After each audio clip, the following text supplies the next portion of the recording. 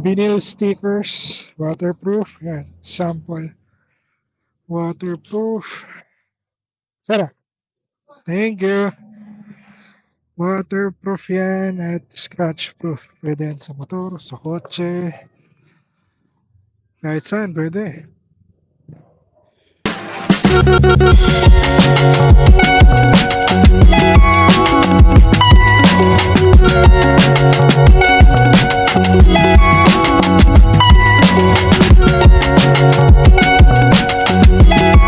Welcome to Zoomies. Ito ang unang video ng 2025. Wow! Samahan nyo ngayon mag-deliver ng sticker. Di-deliver tayo ng sticker na gawa ng pop culture. Hindi ko yata na-share sa inyo. Gumagawa ako ng sticker sa pop culture stickers. Meron kami sa Shopee at Lazada. Shopee, TikTok. Soon, Lazada, magkakaroon din. Ayan. So, unang drop natin ay Shopee.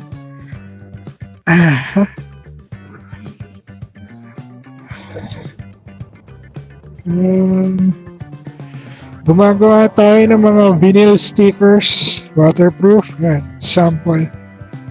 Waterproof. Tara. Thank you. Waterproof yan at scratch-proof. Pwede yan sa motor, sa kotse. Kahit saan, pwede. Alright. Next naman, na-stop natin ay sa JNT. Available yung stickers natin sa TikTok at Shopee. Kaso, nagbubukasin kami sa Lazada. Nasarado kasi yung Lazada ko last year. Pero re-open natin yan.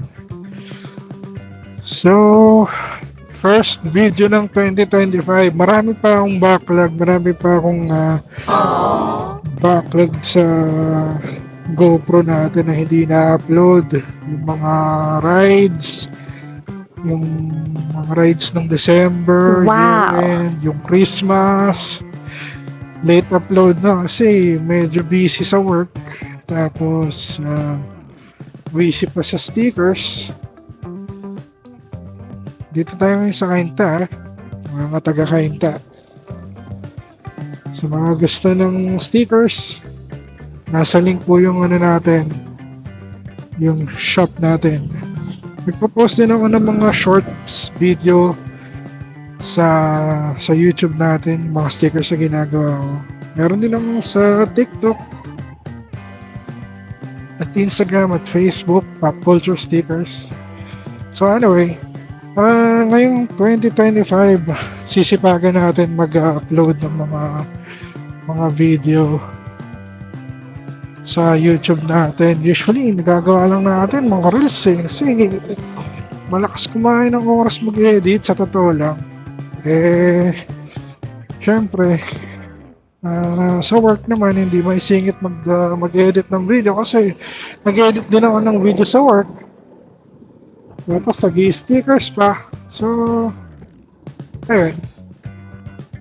Tapos, nag-drawing din ako. Ang dami kong gustong gawin, di ba? Pero ngayon, yung video na ito, pag-usapan natin yung mga backlogs. Dami tayong backlogs. Marami nangyari December. Yung rides, nakakapag-rides kami sa Tanay 2 beses. Sobrang saya. Wow! Kasang lamig.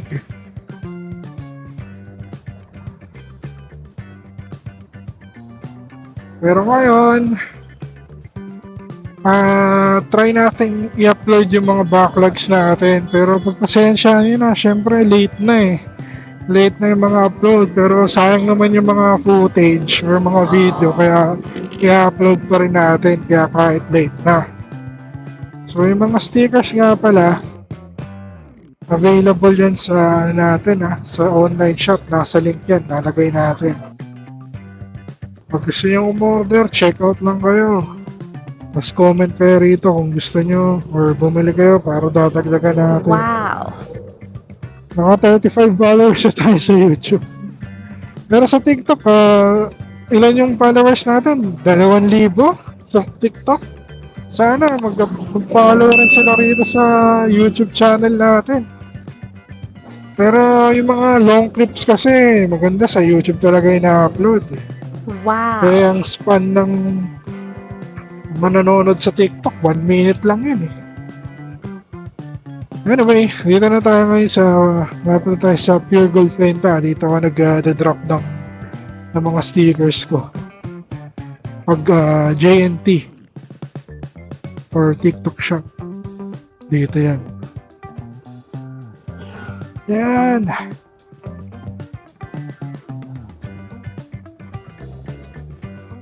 Dala natin ay Honda Click lang. Marami tayong gustong mangyari sa YouTube channel natin na may 35 followers. Sana dumami pa yung followers natin. Ang lilimos na nga lang tayo ng following.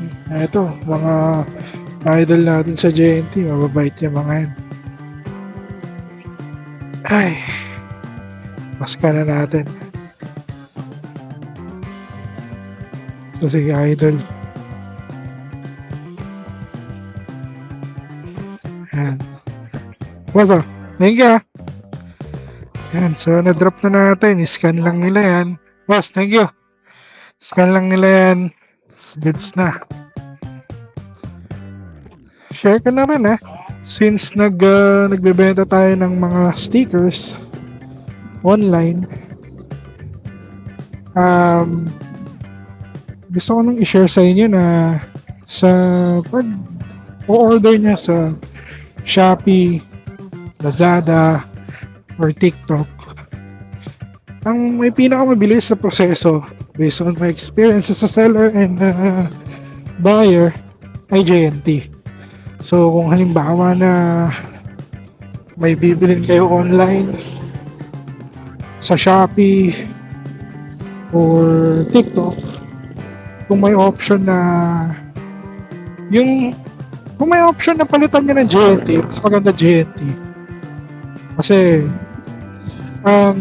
kapag halimbawa umorder kayo, ang JNT kasi kapag dumating na yung parcel sa local hub, same day, i-dispatch na nila yun, dadating na yung sa inyo. Yun ang experience ko. Pag sa Shopee, usually, minsan natatenga pa ng isang araw sa hub. Pero depende pa rin. Ako kasi usually talagang JNT pinipili ko. Maswerte nga kasi ang courier ni TikTok shop dito, hindi ko alam kung depende sa region or depende sa lugar. Pero dito sa akin ang default na courier ni TikTok shop ay JNT. So lahat ng order ko sa TikTok shop mabibilis yan dumating kasi JNT. Sa Lazada, nung may Lazada pa tayo, mabilis ang Lazada mag-deliver. Mabilis mag-deliver ang Lazada kahit yung local, yung Lazada Express. Mabilis mag-deliver yon. Ang problema, matagal sila mag-pick up. So kung halimbawa seller ka or kung balak mong mag-open ng shop tapos ipapapick up mo kasi may option yan It's either, nakatulad ng ginawa natin ngayon, nag-drop tayo, deliver tayo sa local drop-off nila. So kapag nag-drop, syempre hawak natin yung oras. Pero kapag pick up, ang mangyayari niyan, hintayin mong pick upin ng Lazada or Shopee or JNT. Hintayin mo yung rider na pick upin yung mga parcel sa address mo. Eh, syempre, bakit naman ganun? Lalo na pag busy, maganda hawak mo oras mo, di ba? Kaya dinadrop natin. So, experience ko dati, nung wala pa tayong scooter, medyo matagal yung pick up nila. Parcel.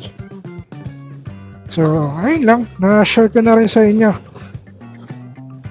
Kaya baka kasi magtaka kayo, nagpo-post tayo ng mga stickers na shorts video dito sa YouTube natin. isa rin po yun sa mga pinagkakakitaan natin. Kaya kung halimbawa gusto nyo ng stickers, order na kayo sa link na nakalagay sa description at sa profile. Nilagay ko din yung store shop.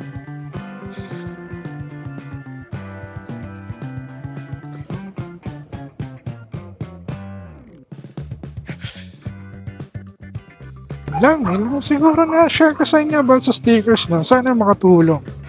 Kung bibili kayo ng mga online, may option dyan, change courier. Pagka, kunwari, COD, kapag approved, meron dyang option, balikan niyo, order niyo sa Shopee, change courier, mayroong option dyan, papalitan niyo. Shopee Express, Flash, naku yung Flash, masakit sa ulo yan. Default din ng Shopee yung Flash Express na yan eh.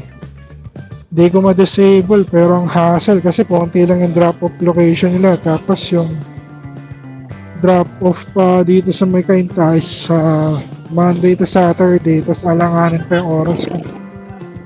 Uy, nahulog yung aso!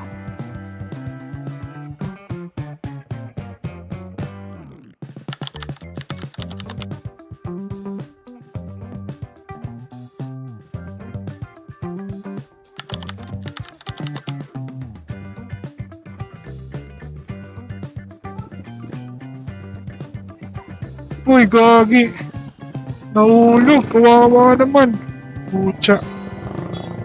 Hawakan nyo kasi ang aso nyo, mga idol. Puchang galayan. Muntik pa masagasan. Ay, kawawa naman. Nahulog. Anyway. Kawawa naman. Diba? Yun lang naman. Yun lang sa ngayon. May mga gusto kayong stickers, pag-check ni store ko, pag may request kayo, PM lang kayo, gagawa natin yan ng mga designs.